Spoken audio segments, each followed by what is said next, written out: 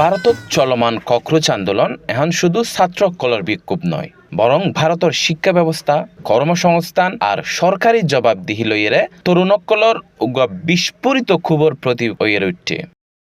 প্রশ্ন ফাঁস ও নিয়োগ পরীক্ষার অনিয়মরে কেন্দ্র করে শুরু হইয়ে এই আন্দোলন, যে আন্দোলন আজ জাতীয় সংকটত রূপ লইয়ে।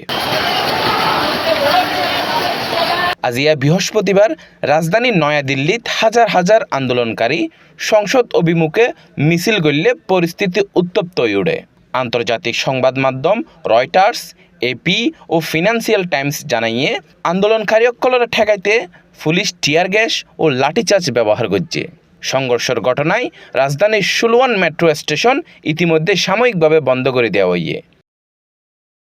আন্দোলনকারীসকলে অভিযোগ করছে বছরের পর বছর ধরিয়ে চলা প্রশ্নফাঁস তারার ভবিষ্যৎ ধ্বংস করে দিয়ে। তারার প্রধান দাবি শিক্ষামন্ত্রী ধর্মেন্দ্র প্রধানের পদত্যাগ, পরীক্ষা ব্যবস্থার পূর্ণ সংস্কার আর প্রশ্নফাঁসের ফলে জড়িত সকলের দৃষ্টান্তমূলক শাস্তি। পরিস্থিতি এতটাই গুরুতর হয়ে উঠতে দে প্রধানমন্ত্রী নরেন্দ্র মোদী আজিয়া প্রথমবারের মতো প্রকাশ্যত প্রতিক্রিয়া জানাইয়ে প্রশ্নফাঁস মামলাগুলো দ্রুত বিচারল্লাই ফাস্ট ট্র্যাক আদালত গঠনের ঘোষণা দিয়ে। তবে আন্দোলনকারীসকলে এই ঘোষণার যথেষ্ট মনে নগরের।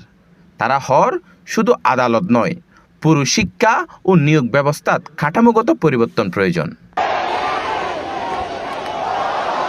আন্দোলন এখন দিল্লির গণ্ডি পেরিয়ে মুম্বাই, চেন্নাই, হায়দ্রাবাদ, ইন্দোর ও পাটিয়ালা সহ বিভিন্ন শহরত ছড়াই ফুটছে। বিভিন্ন শ্রেণী পেশার মানুষ, শিক্ষার্থী, অভিভাবক আর তরুণ পেশাজীবী সকলও সংহতি জানাইয়ে। বলিউডও তো এই আন্দোলনের প্রতিধ্বনি দেখা গিয়ে। বলিউড ভাইজান খ্যাত সালমান খান, শক্তিমান অভিনেতা নাসির উদ্দিন, অভিনেতা প্রকাশ রাজ, অভিনেত্রী আয়েশা খান সহ সামাজিক যোগাযোগ মাধ্যমত আরও বেশ কয়েকজন তারকা ও শিল্পী আন্দোলনকারীসকলের দাবির প্রতি সমর্থন জানাইয়ে। প্রবাসী ভারতীয়সকলের মধ্যেও এই আন্দোলনের প্রতি সংহতি বাজছে। বিভিন্ন দেশত বসবাসরত প্রবাসীসকলে ভারতীয় দূতাবাসের সামনে বিক্ষোভ করছে, অনলাইনে প্রচারণা চালার আর সামাজিক যোগাযোগ মাধ্যমত মত প্রকাশ করে এবং সংহতি কর্মসূচির মাধ্যমে আন্দোলনকারীসকলের দাবিরে সমর্থন জানাইয়ে। বিশ্ব মিডিয়াতো এই আন্দোলনারে গুরুত্বর সঙ্গে পর্যবেক্ষণ করে।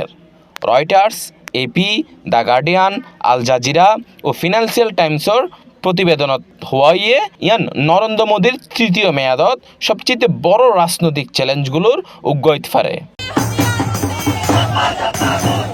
তবে রাজনৈতিক বিশ্লেষকরা সতর্ক করে হইয়ে এই আন্দোলন সরকার বিরোধী বড় চাপ সৃষ্টি করলেও এখনই সরকার পতন নিশ্চিত এরম দাবি করা অতিরঞ্জিত হইব।